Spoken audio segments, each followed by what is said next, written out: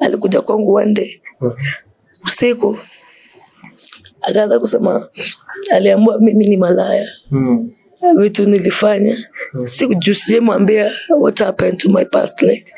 Vitu nimefanya kana nimeshaiwala na wanaume. Umemwambia hizo vitu? Sikumwambia, hiyo siku tunazambia mtu. As in shameful kama kitu umefanya, kitu umepitia na sikupenda kwako. Huyo mwanaume alinichapa. Akanikanyaga tumbo mpaka mimi nikatoka. Alikukanyaga tumbo? Like that pain.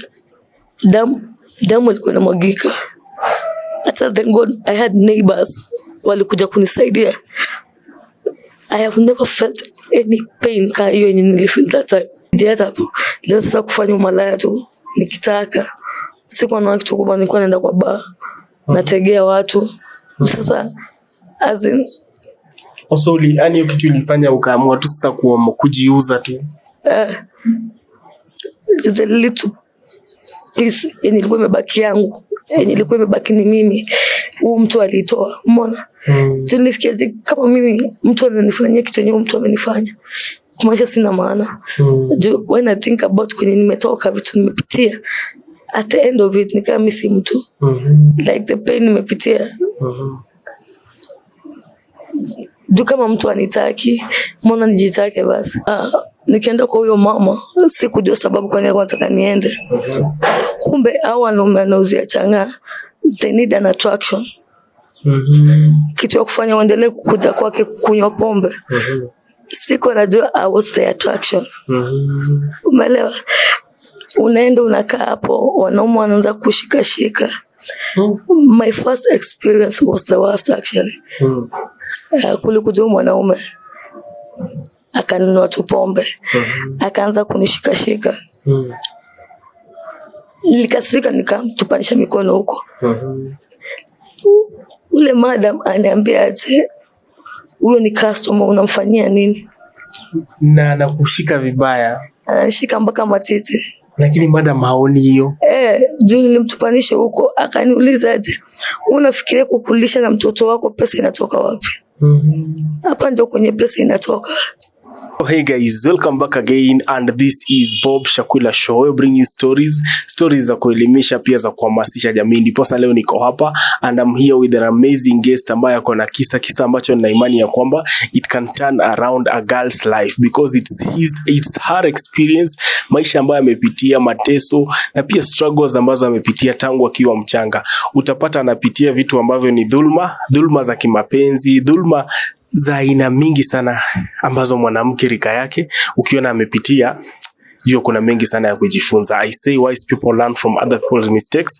That's why each and every day you've been joining Bob Shakwila Show to support the show, to support the guest and also to learn. But before I introduce my guest for you people today, I would like to let you know that the show has been brought to you by Olive Trust Developers.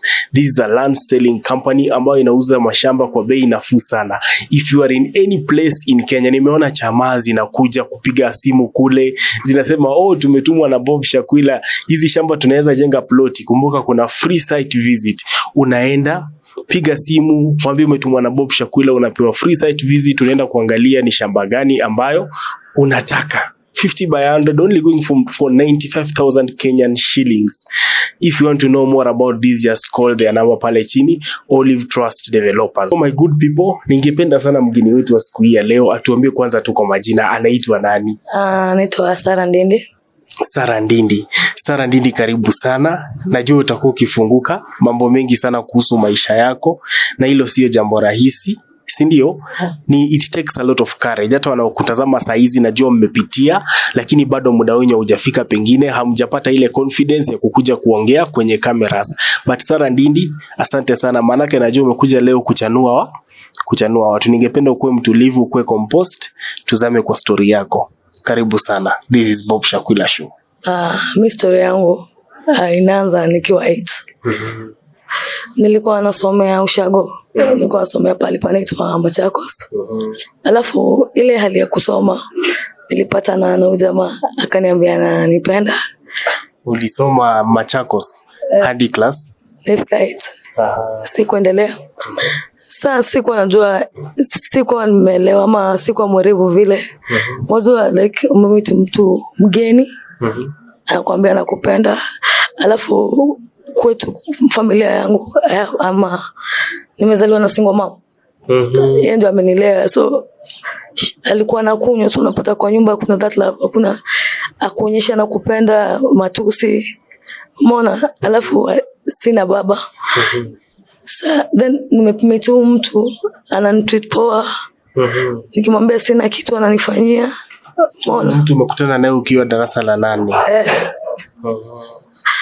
Nilipata comfort kwake juu kwa nyumba yetu hakukuwa na hiyo comfort.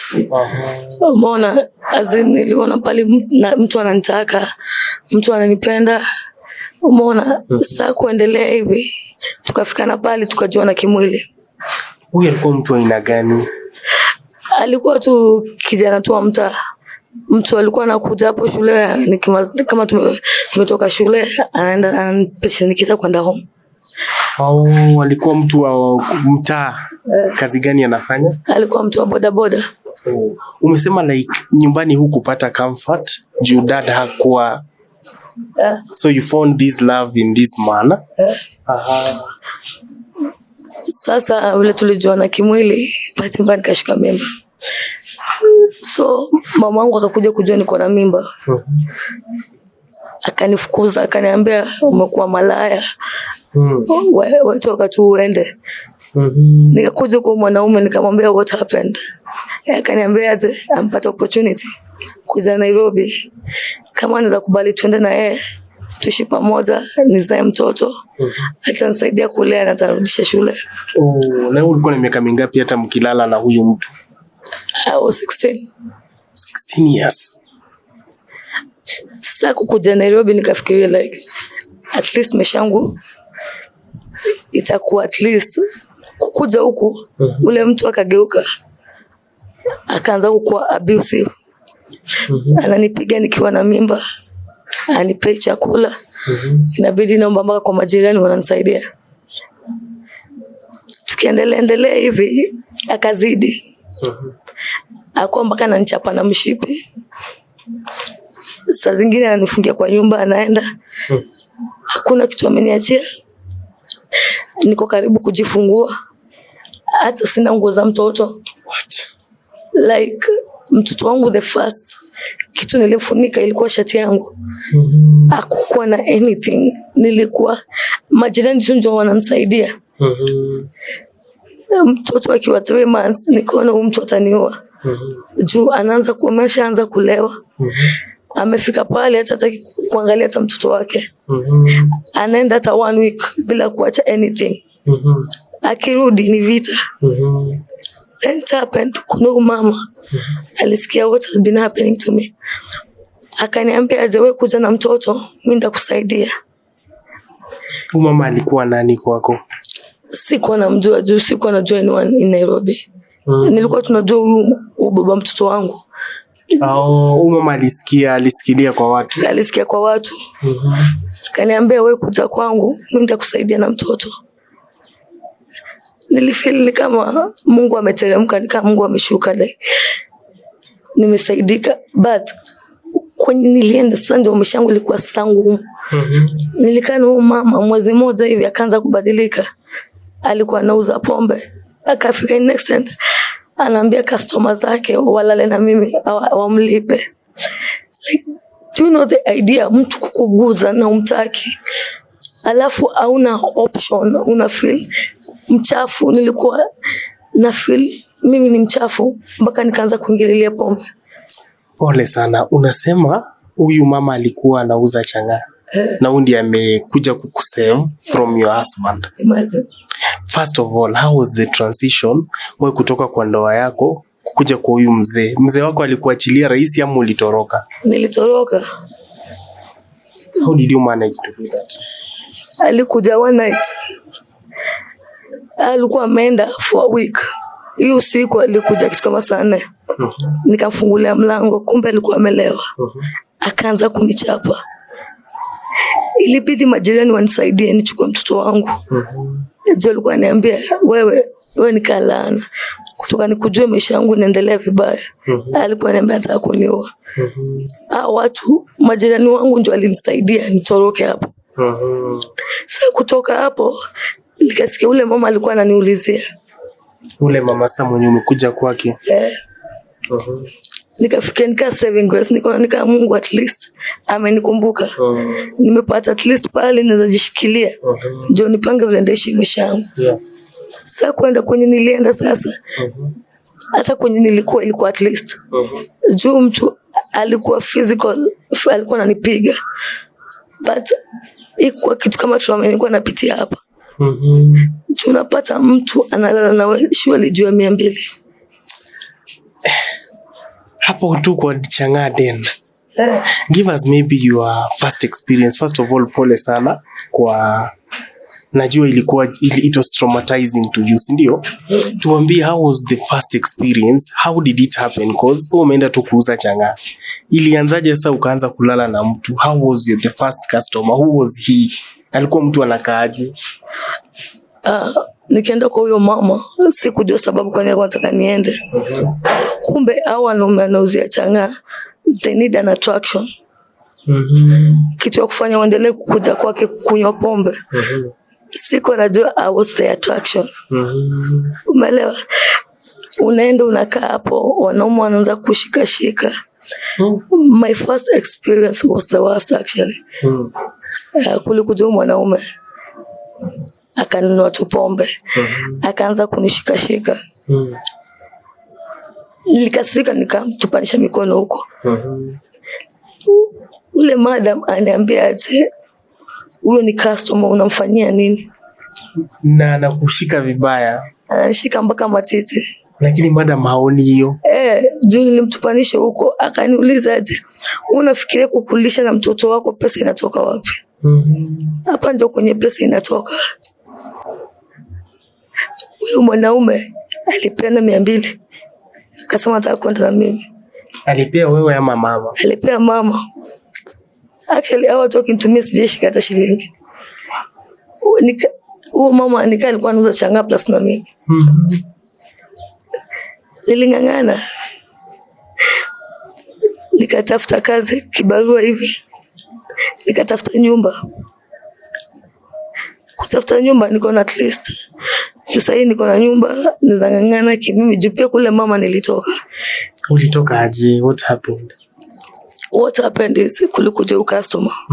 Alikuwa mzee hivi. Alifanya tu the same au wengine ufanya. Anakuja, anakunywa, anashika na anatoka na mimi. Sasa kuenda na yeye akaniambia aje wewe kwa huyo mama uko comfortable ama hii kazi unafanya ya kujiuza inakusaidia aje?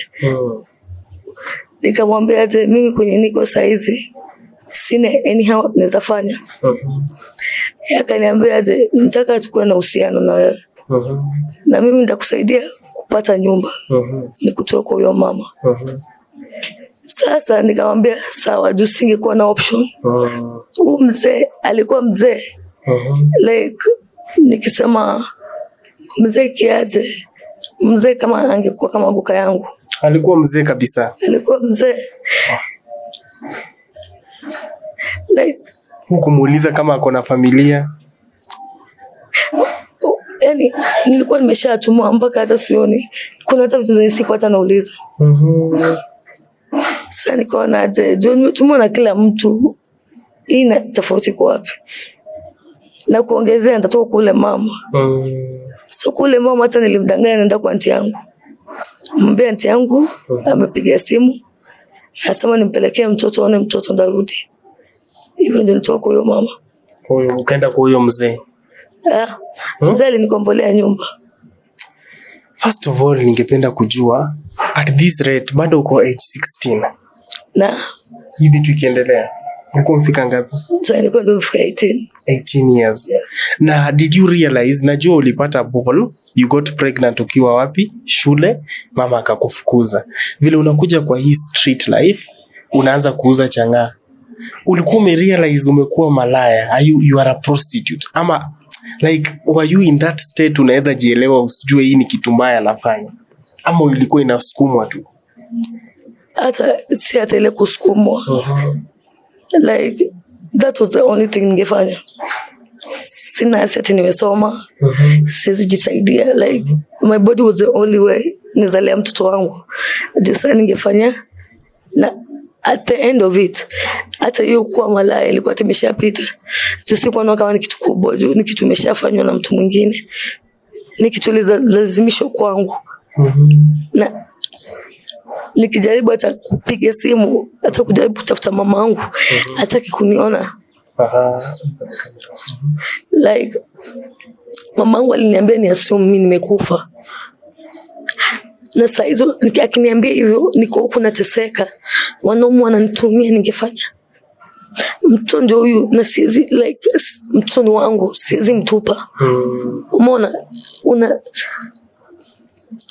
una reach pale inabidi you have to survive. Umeona siwezi jua nikijua ndachana ni mtoto wangu. Mtoto wangu na mtu mwingine isipokuwa mimi. Sasa vile nilirent nyumba. Mzee alinilipia the first month. Hata kunilipia nyumba nikaanza kutafuta vibarua. Vile anakulipia hivi bado anakuja kukutumia? Sio ndio ilikuwa agreement. Like this was not your first time unalala na watu your age? Unasema huko una feel anything like the guilt? Huyu ni mtu rika ya baba yako. First of all tulianza kutukisema you didn't have a father. Did you feel like now this is a father figure but then taking advantage of you, ama then the situation yenye uko ndani unatafuta? Actually sikufeel hivyo. It was nipe nika exchange. Nipe nikupe. Ya Nairobi. Sindio do at the end of it. I had to survive. Lazima nikule. Lazima mtoto akule. What more can I do? The only thing neza offer mtu ni mimi. Mona. Alafu pia I was young na bado ilikuwa kwanza I was at my prime, ndio kwanza nimeanza kutoka. Mtu anaona mtu msichana mrembo like everyone who saw me at that time walinaka kitu kutumia. Hakuna mtu nilimit mtu take advantage of me. Every situation nilikuwa lazima nipeane something to get something. Scratch my back, I scratch yours. Na hiyo ni life yenye umejianzia. Did you even think of maybe going back to your mom kumwambia how life is? Uone kama hata maybe atakuhurumia, akuambie come back home my daughter. Hata kwanza huko ndio sikuwa nafikiria. At the end of it nilimpigia simu.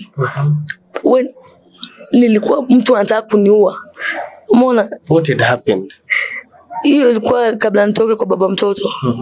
Like there was a time alinipiga nikomba simu. I called my mom. Akaniambia ameassume tu nimekufa. Nisimpigia simu, she wants nothing to do with me. Huyo bado ndio mtu bado I'm supposed to call again. At the end of it alinionyesha mgongo. Kwa hii dunia I had no one. Nilikuwa tu mimi na mtoto wangu. Every time kwenye everywhere I go I have to give something to get something. That is your body. Ndio hiyo. Ilifika pale hata nikilala na mtu sio ni tofauti ya huyu na ule. Umeona? Hata mzee akikuja ni same to it. Nothing. Ikakuja ikakuwa hata si something, si a pleasure at all. Umeona? Ikakuwa hata sio ni tofauti ya kulala mtu nsilala na mtu, kwangu ilikuwa the same thing. There is nothing you're feeling. Pole sana. Pole. It's okay. What were the worst experiences pale kwa maybe ukijiuza? I know you did it. How long did you do it? 5 years. 5 years. I know you have a lot of stories to tell us about worst experiences pale ukijiuza pale kwa Chang'aa. Yeah. Tell us maybe 5. The first one. Ilikuwa the first time mtu wa kwanza aliniguza. Mtu alikuwa mrafu as in ilikuwa tu zile kunitumia nikama nitakataka. How? The way alijiforce kwangu Just the first time actually ilikuwa rape. Juu ni kitu sikuwa nataka, ni kitu sikuwa nimeamua kufanya. Umeona? Nilikuwa na struggle, then nikaacha kustruggle. How are you struggling? Ile kutupanisha mtu, kumwambia toka juu yangu, achana na mimi. Na amelipa. Sasa tu mtu anakupiga makofi. Umeona? At first nilikuwa struggle. Ilikuwa kama vita. Mtu akijalimisha kujua mimi kimwili. Ikaendelea hivi ikafika pale mpaka nilikuwa tunalala hapo, mtu ananitumia kishamaliza. Naamka naoga naenda. Sorry, another experience? Ingine ilikuwa mpaka nikaanza pia kukunywa. Nilianza kukunywa kwa changa. Unauza pia unakunywa? Nasema experience ni worst pale ukijiuza. The worst. You and the other men wenye walikuwa unashughulikia. Ilikuwa ile kuitwa malaya. Mtu aniangalia ambaye malaya kuja hapa. Like umesha kuchukulia kama duster tu hivyo, you are their tool. Yeah. The worst ilikuwa vile mama alikuwa na treat mtoto wangu. Alikuwa anamtreat nikani kitu ya kunifungia hapo. Umeona? Nikienda na wanaume hapa mtu amelala njaa. Hajapewa anything. She is after your body, to use your body to attract those men. Na bado hata ashughulikie mtoto wako. Mtoto. Unakuja unapata mtoto amebeba chakula. Ako njaa. Hiyo kitu ilikuwa inanihata. Juu nikikuja na expect after everything nimefanya na expect at least nipate ile kitu napenda zaidi. Iko poa. Na ni mtoto wangu. Nitakuja pata mtoto wangu hata hajamchange pampers. Amejichafua. Hako tu hivyo. Mpaka ilifika pale mpaka mtoto akaanza kunuka. Juu anachomeka pia. No mama ajali. Mtoto wangu ilikuwa tu bargaining chip. Kitu anajua kuwa nao siwezi enda anywhere. Juu lazima nirudie mtoto. Na hiyo pesa yenye anaume akilala na wewe yeye anachukua. Hafikiri pengine kupatia percentage. How are you paying? Mko mna transact aje? Ilikuwa niishi kwake. Hana chakula ni hivyo. Wewe ni kama tu her tool, but anakulisha na unalala. Ulipi rent. Did you maybe think of now pengine wewe mwenyewe ujianzishie kando? Hiyo. Sikuwa nafikiria hiyo. Juu kichwa changu ilikuwa dominant. Yaani imetulia tu. Umeona? Juu ni kama one shock after the other. Juu ule mtu alikuwa afanye saidie, ndio huyo ananitumia. Umeona? Sina anywhere to go. Nikifikiria kwetu hata siwezi rudi. Mungu alinikataa. Like hapo kwa nilikubali tu. Ulikubali tu kukaa hapo. Na huyu mzee pengine baba ya mtoto alijaribu kutafuta after umeacha amekuachia mtoto hivyo? Hapana. Why? Did you try maybe kuenda kwa watu wao? Ulikuwa umejiona na familia yake? Hata kwa mtu nilikuwa najua kwao. Wewe ulipatana na mtu mkaanza kuishi tu? Juu tukitoka ushago, sikuwajua kwao ni wapi. Tukuja Nairobi alikomboa tu nyumba. Sasa kuna hata mtu wako ningekufuatilia. Na kuongezea zile vitu alikuwa ananifanyia, singemtafuta. Ningemtafuta anze kuja kunichapa. What if anichapa siku moja niwe? Yeah, sure. Alafu kuongezea ndio mtoto. What if you abuse ende bado kwa mtoto wangu? Pole sana Sara for that experience. Tuendelee na story yako. Yeah. Nilivyokomboa nyumba, I thought that vitu zangu zitabadilika, maisha yangu itabadilika. Nikaanza kufanya vibarua tu huko. Nikaanza kufanya vibarua. Nikang'ang'ana, si bado naendelea kukua mtu mkubwa. Mtu bado anaendelea kukua. Na the mzee is still paying you visits. Then nikamit mwanaume mwingine. Vile nilimit mwanaume, akaniambia tukaanza kujuana. Sijua bado nimeshakomaa kidogo. Najua vitu. Mzee ulimit mwanaume mwingine na bado uko na mzee mwenye amekuchukulia nyumba. ilikuwa kaa trend hivi. Nika uko pale lakini huwezi jitoa. Nika meet huyu mwanaume. Tukajuana. Kujuana nikaanza kulenga ule mzee. Jupio mwanaume aliofa kunilipia pia rent. Akasema atanisaidia, atasaidia mtoto. Simi nikaona sawa. Maybe Mungu amenikumbuka for once. But ningejua hata mwanaume singewahi hata msalimia. After kujuana nilikuja nikashika mimba yake. Nilikuja nikamwambia, kumwambia alinyamaza, hata hakusema anything. Aliniambia ni sawa. Kwa like 3 months. Alikuja siku moja sana kunywa pombe. Alikuja kwangu one day. Usiku. Akaanza kusema aliambiwa mimi ni malaya. Vitu nilifanya. Sijamwambia what happened to my past like. Vitu nimefanya kana nimeshaiwala na wanaume. Umemwambia hizo vitu? Sikumwambia, hiyo siku tunazambia mtu. As in shameful kama kitu umefanya, kitu umepitia na sikupenda kwako. Huyo mwanaume alinichapa. Akanikanyaga tumbo mpaka mimba katoka. Alikukanyaga tumbo? Like that pain. Damu ilikuwa inamwagika. Hata thank God I had neighbors walikuja kunisaidia.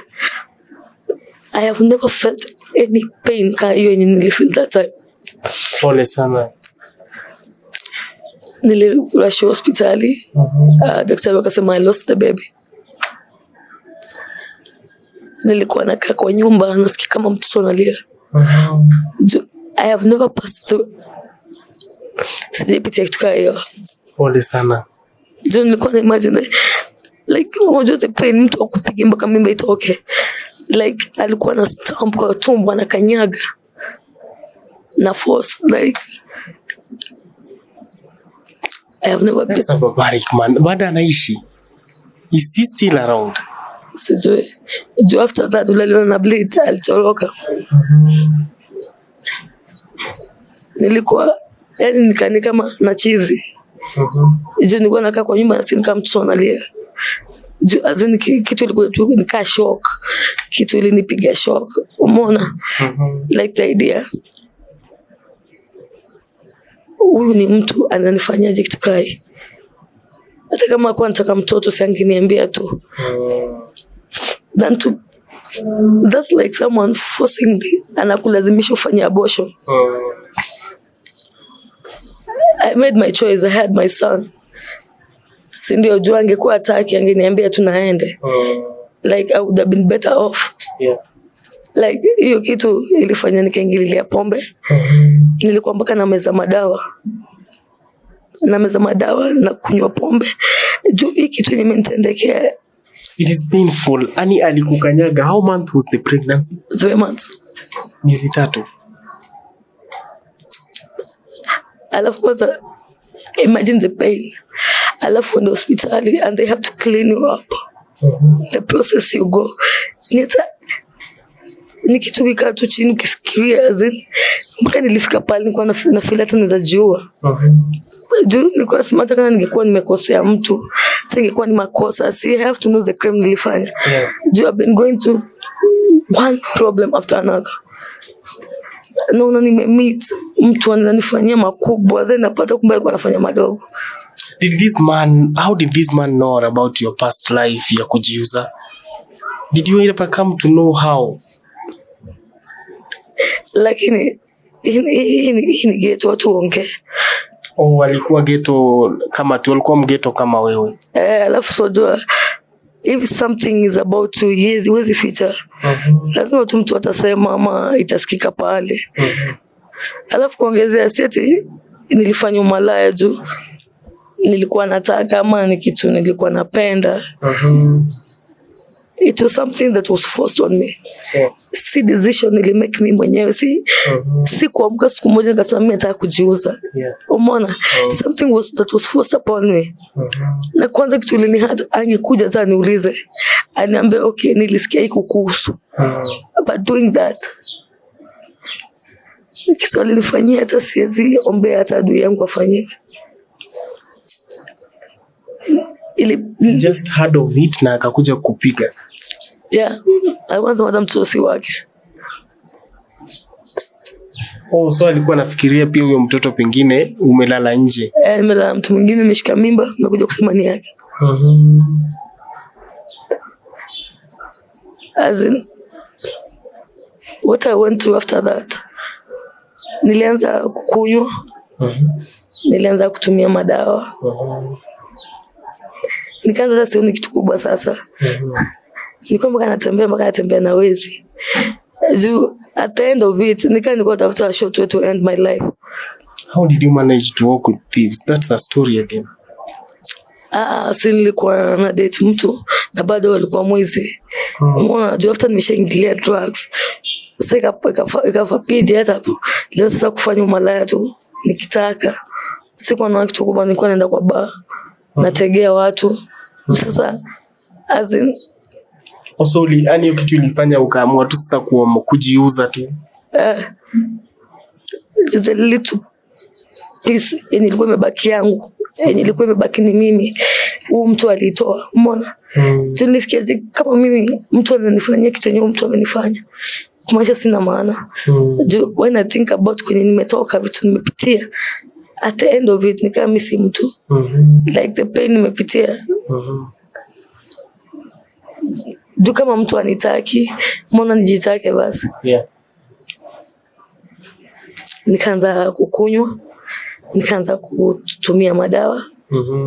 Nilikuwa na mezezi pills zinaitwa whites. Na yellow. Nilikuwa nachanganya mpaka na pombe. Juu sasa nilikuwa nakunywa mpaka pombe. Pombe imefika pale hata nimeshazoea mwili. Alafu sasa hizo mimi nilibali niko na mtoto. Nikichoka lazima ni hustle nimlishe. Juu nikienda sikuji mkono tupu. Mtu bado anakula. Nikijiuza bado na manage kulipa nyumba, sikuwa nafungiwa. Bado hapo nilikuwa nimejifikisha pale. Pia mimi nimejiona pia mimi ni useless. Juu kama watu wanakutreat hivyo, umeona? Hakuna mtu alikuwa sijapata na mtu in that part of my life mtu akanifanya nikafeel okay, I have a meaning. You are a person. Mimi ni mtu. You deserve. Sindio, juu watu walikuwa wananifanyia vitu, wafanya vitu mimi si mtu na sihitaji utu. Ulikuwa unapata mtu ananitumia, umeona? Na huyo mtu mwenye ananitumia akona maybe msichana anatoshana kama mimi. Lakini juu sina maana, aoni umuhimu wangu. Like nilikuwa nimepitia kitu yenye for me to get something, I have to give something. You must like it's a give me, I give you thing. Ndio. Na ilikuwa kila mtu Kenya alikuwa tunataka ni mwili yangu. Umeona? So nilitumia acha nilikuwa nacho kujisaidia. Painful. Yeah. After nimetumia madawa. Nimefanya karibu kila kitu. Mpaka nilikuwa nimefika pale mpaka naenda mpaka tao. Kwa hizo bar nategea huko. Nalala na wanaume, sikuwa na kitu kubwa sasa. Juu kama hiyo it was forced on me, nikaamua siache kitu career basi. Juu si kazi ni kazi, bora mtu apate dwama. Ukaichukulia kama hustle. But it has a long story yenye imekufikisha hapo. Si tu ati umeanza hivyo. Pole sana. How was street life in Nairobi? We've had a lot of stories. Street life ilikuwa ngumu. Ya kujiuza. Ilikuwa ngumu mbaya. Juu sasa hata at least hao ghetto mtu anajua na wanchwani. Mtu anakutumia. Alafu pia kuna watu maybe utaki kulala naye inabidi pia bado unakunywa pombe. Ndio at least nile nguvu hata kwenda na mtu. Umeona watu huku kila mtu anakuongea. Hakuna like watu wanakuongea sikatai. But ile kukusaidia hawataki. Umeona mimi hata kwa nimefika it's God kama zipata ukimwi tu. I was reckless. Nilikuwa nafanya unprotected sex. Yeah. Dirty. Niko mtu akuja nso tatu amwambia hataki kutumia, si unakubali. Umeona as in ilikuwa tu Mungu kama wasizai kuwa na ugonjwa. Jumi kenye niliona nika I'm supposed to be dead, so I was even trying to make it easier. Umeona to die but kifo haikuji. Ndio nilifika pale mpaka nikakunywa sumu. Nilikunywa rat, nilikoroga. Nilifikiria kupea mtoto wangu. Then nikaona like acha nikosea pale. Alafu maisha yangu niko na shida yake haina shida. See, my life has a problem. Mimi ndio nateseka. Si ndio mimi ndio niko kalana. Nilikoroga na nikakunywa. But what happened? Niliumwa na tumbo. I was just vomiting all over the place. But after that niko okay, so kukufa sikufi. You have tried. Nikaziendi pale. Nikaamua kufanya umalaya, anything you can think of. Kuuza kwa bar. Nikaamua tu juu ndio kazi nilikuwa nimeambiwa nitakuwa yangu. Nikaamua kufanya profession. Pole sana. You know kunje sisi we like judging. Si ndio? Ukiona mtu amesimama pale kwa street, but story yako leo itafanya paka ukiona msichana hapo pengine ni Koja Street, any street in Nairobi amesimama pale na skirt fupi, I think tutakuwa atuoni tu huyo msichana, tunaona maisha ya nyuma pia. Huyo msichana like he has a lorry, a trailer or a truck of life experience ndiye afike pale. Hajafika tu pale. Yeah. I know you shared with other people there when walikuwa wanajiuza pia makahaba, they had their stories. Ndio afike pale. We can't judge you. Pole sana.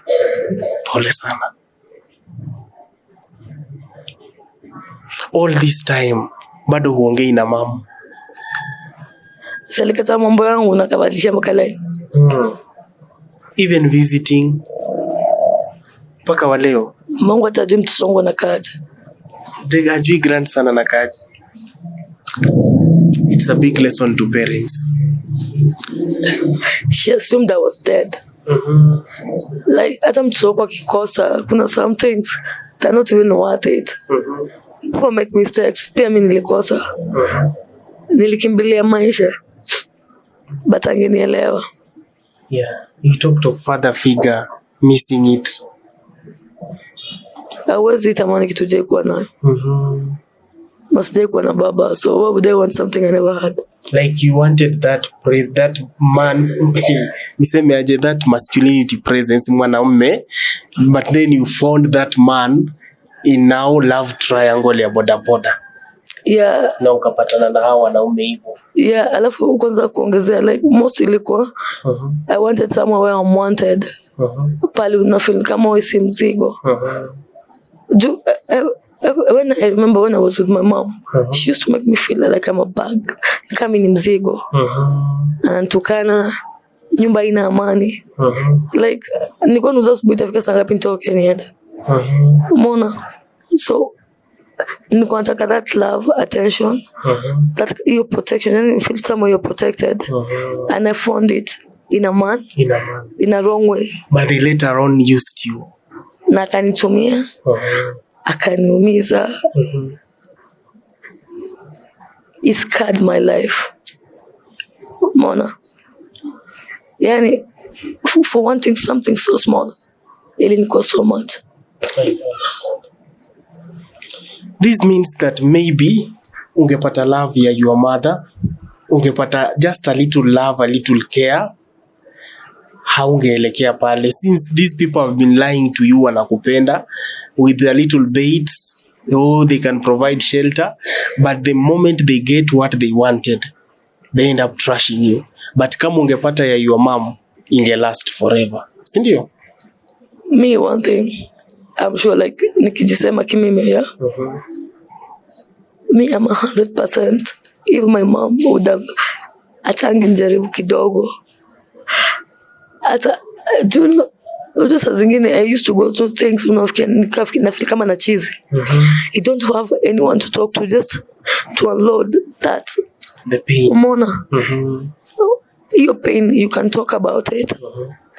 But me kwenye nilikuwa nimefika, the only way ningetoa that pain ilikuwa kujiumiza. By hurting yourself. Yeah. Hapo unapata na feel like that, natoka na kunywa na lala na wanaume. Umeona? Like for me to get that pain out of me ilikuwa kujiumiza. Umeona? It was like a weird. Mara nikienda nikirudi na lala. Nikiwa kwa nyumba sina amani. Because you have so much you need to talk, you have emotions. Vitu zimekalia kwa roho yako, you need to utakuzitoa. But you have no one to share that with. Yeah. Na hakuna kitu mbaya kama to wake up every morning ujue you are alone in this world. Unaona, uko tu peke yako. There is someone, but it's like as if huyo mtu hayuko. Yani kaa kutaki. Haoni maana yako. Wewe tu uko tu. Now me and my viewers tunakupata sana. Tunakuelewa sana. We can now relate. There is a certain influencer anaitwa Brian Chira. Umemsikia? I had not heard hearing. But for me story na yako zinakaa kufanana. Yeye pia alikosa ile wazazi. Akani kama ako rejected. Sorry. Akaelekea kwa drugs. So from your story tu nasema ulijipata kwa drugs. Ndio at least ujifanye ani usahau. Yeah. Unapata, you know, when you have so much pain in your life, like when maisha yako iko kama kila siku ni kilio, you look somewhere to hide. Yeah. Mona, watafuta pahali at least you can find a peace. Hata kama itabidi you find it kwa pombe, yeah, kwa madawa. Like you did. Yeah. Me, everything I did, haikuwa poa. Mona. But you were struggling to get your own peace. Ndio hiyo. Me niko tunatafuta something to help me just nifike kesho. Nifike kesho kutwa. I did drugs. Nilijiuza. Nilikunywa. All that. I was just looking for somewhere. Yani pale naweza pumua kidogo. Utajificha for a minute. Hata kama si forever. Just nika au kalikizo at least atupumue. Hata utulie kidogo tu. Hata usiye tu ni kama there is something. Pole sana Sarah. Pole sana. But at least I believe there is a reason for all these things. That's why God has given you a second chance. I tell my guests kila siku kuja kwa hii bench, they are true heroines and heroes of their own story. You are a heroine. Wewe ni jemedari. Unaamini hivyo? I can make you believe that. I will try. You are a true heroine since hujajinyonga, hujakufa. There are people wenye wanakufa in the line wakijaribu kuhide, kutafuta a solace place, kutafuta mahali penye watajificha for a minute, at least wapate that joto ya kupata kukaa na mtu feel ni kani mzazi, hata kama anakutumia sexually, but you just want that a minute of when they are in this situation wanauawa. You've heard of the stories that have been busy, ndio? Yeah. But when you umemanage, there is a reason, si ndio? God amekutoa hapo.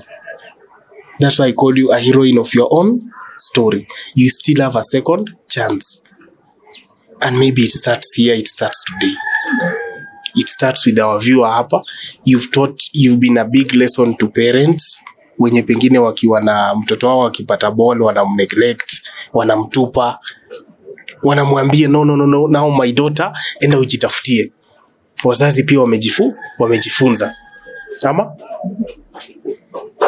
It has been a big lesson. If I can say something though, to parents, mtu akikosa like usifanye nilifanyiwa.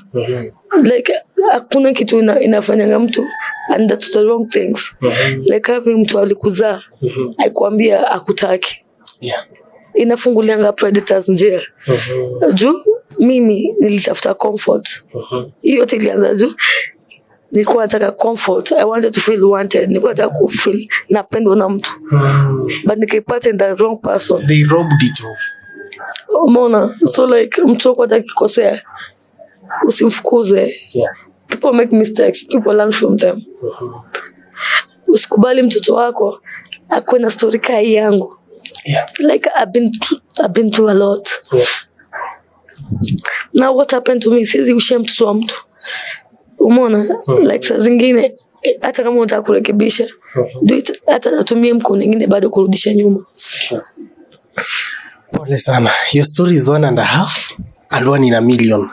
Nimekuambia you still have a second chance, and maybe it starts here. It starts with this one viewer. I want to give you this space. You talk to this viewer. Tell us first lengo lako kuja kwa show, na pengine kama mtu angetaka kusupport and anything atakupata wapi? Tell us, talk to them. Mimi kenye lengo langu, the first one, I want my story isikuwe tu hadithi. I want it to be a lesson. Kwa my youth. Msirash kwa life. Hii life ukirash. Like madawa sipo, you have done them, zijainisaidia anywhere. And to parents, like uko na mtoto hata kwa mtu unaona amefika pale na kama mtu mkubwa bado ni mtoto wako. People make mistakes. And I wish in my side my mom pia angeona that mtu make mistakes. Maybe story yangu ingekuwa hivyo. I won't have a nightmare for a story. Mi lengo langu kuja kwa show, I want to build myself. I want to build myself for my son. It's easy. I'm not doing anything. But if anyone could help me, hata kama ni job, me I'll do anything as long as sikujiuza. Hutajiuza tena.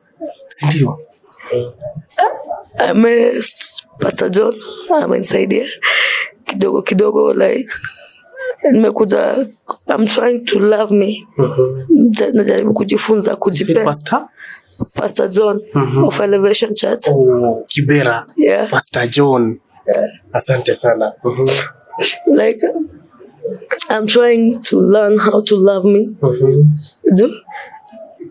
Attend chenye kuja kulan nilifika pale nikakuwa hata sijipendi juu nikanajichukia.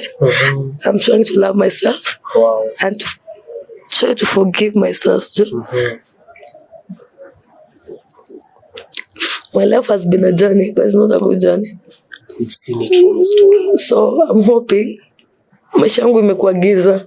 If you could help me light a little bit of a candle. Tafadhali. Thank you so much for taking the courage, right? That's why I told you, you might be 1 in a million. Cindy, your story again might be 1 in a million, but it will again save millions. I believe that, since I know these people will share it on their WhatsApps, paka ifikie kila mtu. Asante sana, you've saved a lot of lives. Ujui ni maisha ya watu wangapi yenye umegusa pale. You don't know the kind of reunions that are going to happen after a person has watched this show. A mother somewhere is going to call her daughter, amwambie rudi nyumbani, because they've seen it, they've heard it from you. Asante sana. My good people, thank you so much for being and staying tuned at Bob Shakwila Show. If you have such amazing stories you want to share with us, just hit my number pale chini. Since we are here to save lives, we are here to educate the society. I've been glad being here, and if you have any kind of support, you've heard it from the horse's mouth, kindly do whatever you can. Just reach her via her number. Have you given your number? My number is 07 92 75 90 74. 07 92 75 90 74. Names? Sarah Ndindi. Sarah? Ndindi. Try reach her. I'm sure that they will reach you and they'll support you. It has been nice having you. May God bless you so much, my viewer, for being here up to this time. Remember to subscribe and support the channel by also joining the community tab. Asanteni sana, till we meet again. It has been your host Bob Shakwila on Bob Shakwila Show. Bye bye.